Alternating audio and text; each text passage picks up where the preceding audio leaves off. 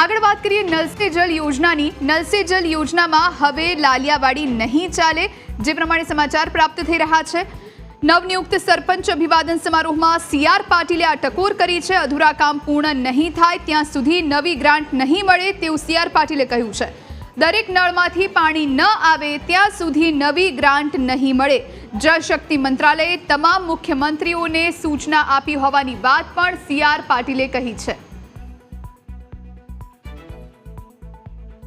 वो नाना मोटा प्रॉब्लम पण आव्या, फरियादों पण आवी कि नल है जल नहीं है, परंतु एमां पण अमे दरेक राज्यना मुख्यमंत्रीओने पत्र लखीने जाण करी छे कि ज्यां सुधी दरेक नळमां पाणी नहीं आवशे ત્યાં સુધી સરકાર તરફથી તમને નવી કોઈ ગ્રાન્ટ નહીં મળશે।